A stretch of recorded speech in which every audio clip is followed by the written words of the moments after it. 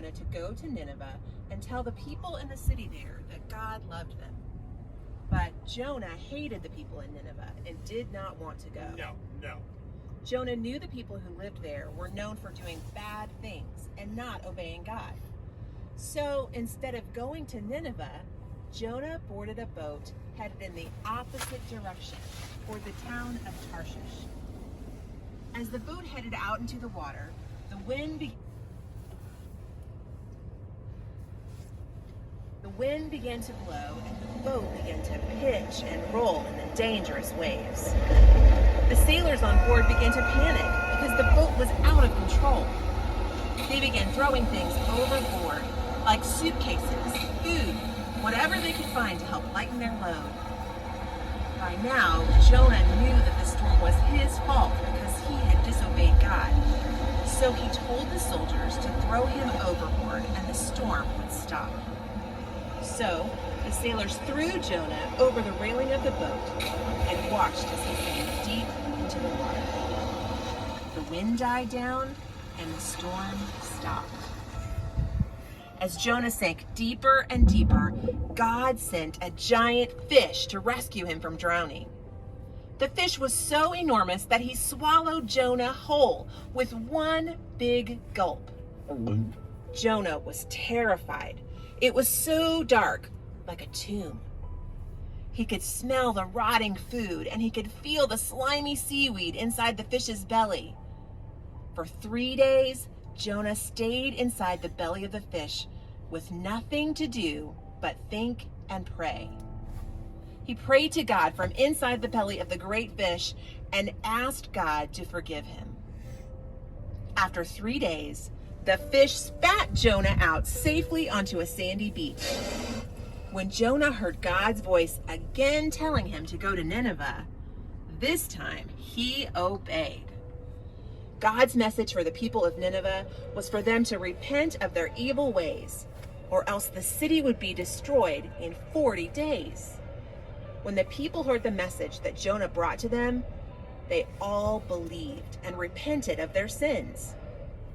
Even though Jonah should have been glad to see the people turn back to God, he was angry that God would forgive them so easily. So God had to teach Jonah to love all people, even when they have done bad things. We're about halfway across. A sudden fierce storm swept across the water. Whirling winds came howling toward them. Blinding flashes of lightning lit up the sky. Thunder roared overhead. The small fishing boat was blown and buffeted, tossed and turned, rocking side to side. Jesus' friends had been fishing all of the miles, but in all their years of fishing in this lake, they'd never seen a storm like this one. No matter how hard they struggled with their ropes and sails, they couldn't control the boat. It was terrible. There, in the middle of it all, Jesus was still asleep. As the boat continued to rock back and forth, the water poured in. "We're going to sink," someone yelled. "Peace, be still." Immediately, the wind stopped. The water calmed down and the thunder and lightning disappeared. The boat moved gently in the water, and there was a great quiet all around. Then Jesus turned to his friends. "Why were you so scared? Don't you have any faith?" Jesus' friends were quiet for a moment. Then they whispered to one another, "Who is this man? Even the winds and waves obey him." They didn't yet know that Jesus is God's Son, and he is greater than the wind, waves, and even our biggest fears.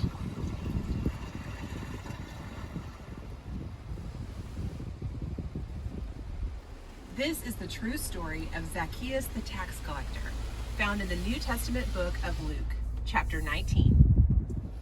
There once was a man who didn't have any Jesus, that they all crowded the roads just to catch a glimpse of the teacher as he passed by. People had heard that Jesus could heal diseases, give sight to blind people, and even bring people back to life. Everyone wanted to see Jesus, even Zacchaeus. But as he approached the crowds, Zacchaeus realized he was not tall enough to see over the people in front of him. He tried jumping up and down, but that didn't work. He couldn't count on anyone to lift him up either, because he had no friends. If Zacchaeus was going to see Jesus, he would have to climb a tree. Nearby, Zacchaeus spotted a tall sycamore tree, and so he climbed up in the tree high enough that he could see over the heads of all the people crowding the road. From his treetop, he had the perfect view as Jesus walked down the road past the crowds and then walked directly toward him. Jesus stopped and looked up.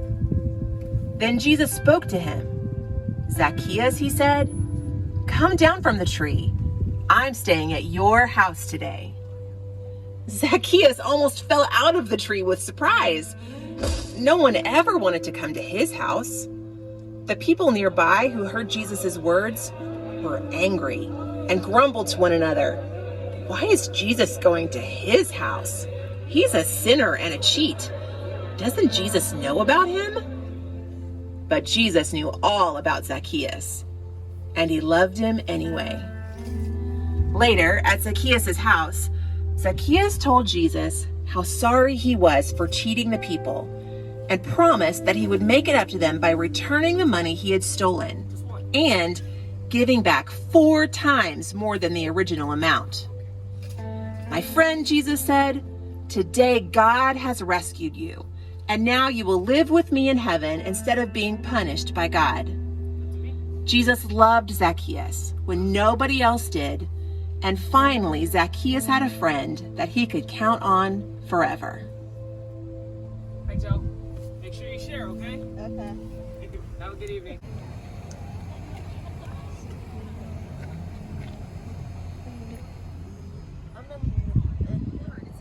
Yeah, it's bad. He built a statue and he said, "Everybody, come bow down and worship my statue," instead of Shaq.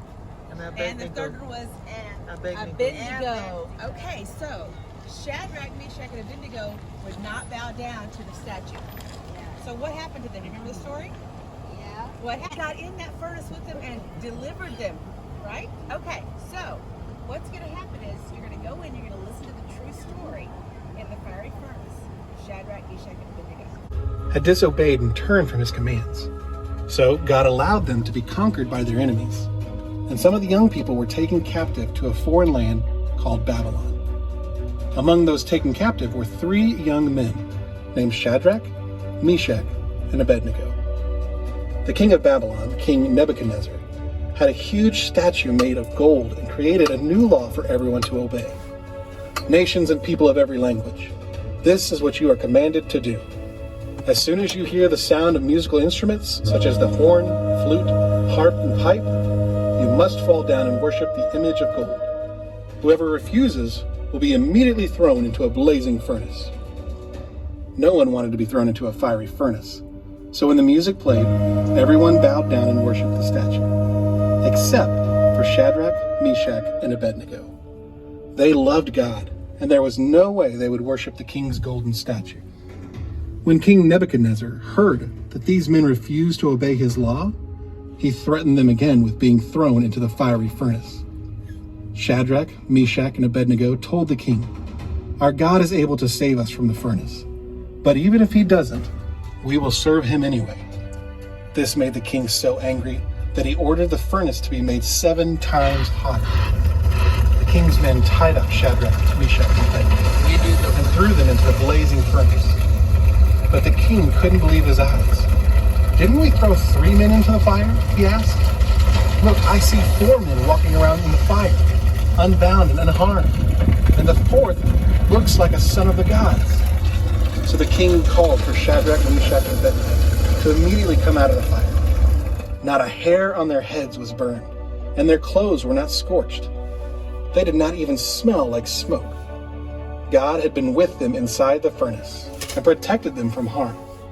King Nebuchadnezzar was so amazed that he made a new law that all people shall not say anything against the God of Shadrach, Meshach, and Abednego, because he is the one true God.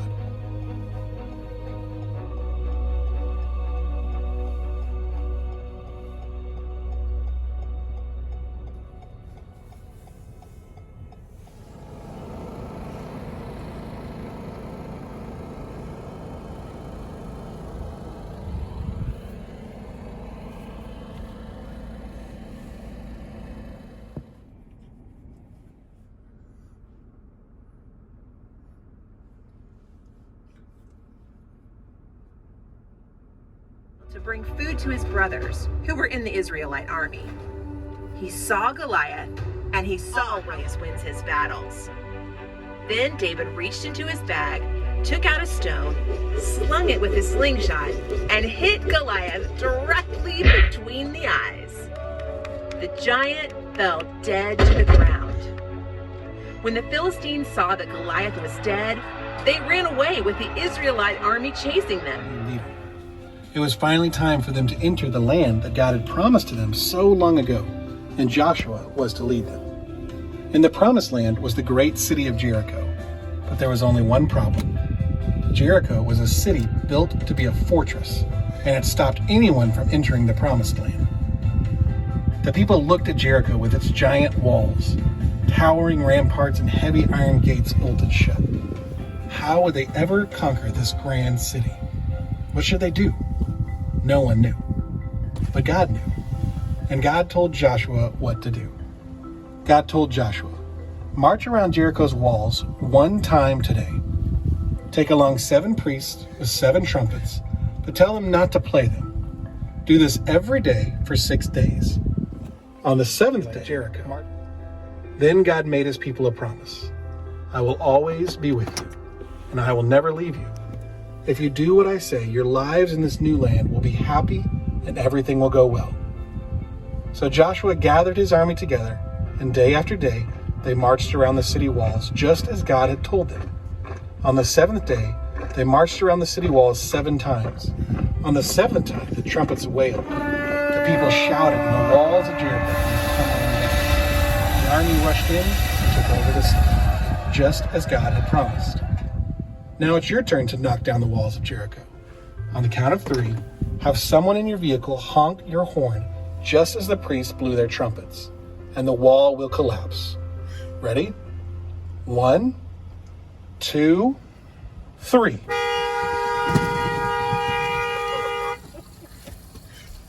That's funny.